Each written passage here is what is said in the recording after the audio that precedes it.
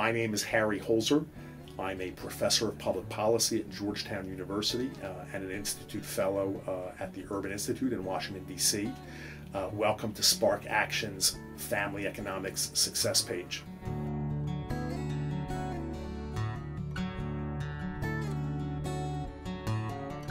Causes of child poverty really are whatever causes their parents to have low incomes, which is usually very poor earnings prospects, poor education and skill levels, and often single parents, not always, but often. There's a big difference between families that are temporarily poor.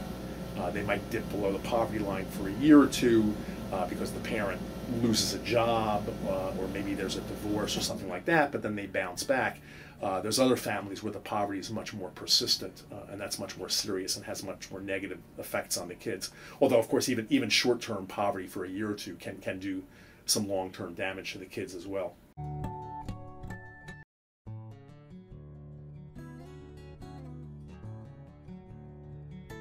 The mechanisms by which such poverty affects the kids are many, and they do involve nutrition. Poor nutrition. They do involve poor health care.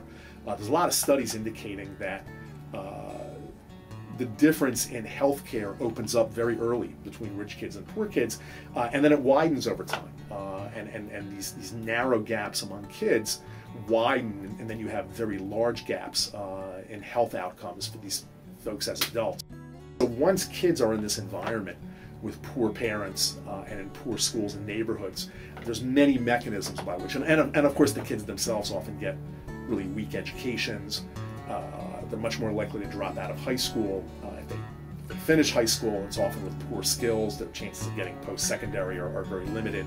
And then their labor market experiences are going to be really weak. They themselves are going to have low employment rates, poor earnings, low wages, etc.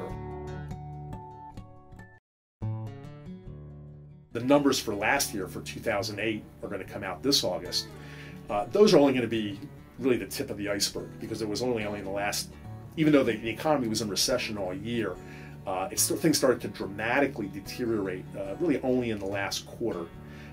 Really the numbers for 2009, 2010 will also be very important. So I think we need to keep our eye on those every year as they come out.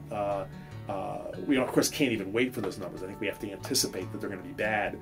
And start planning in the meantime of how to cushion these kids from the impacts of the recession in the short term, and then longer term policy to lower their poverty rates.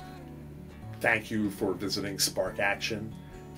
Feel free to visit again in the future to find out additional ways where you can become involved in efforts to reduce poverty and its impact on kids.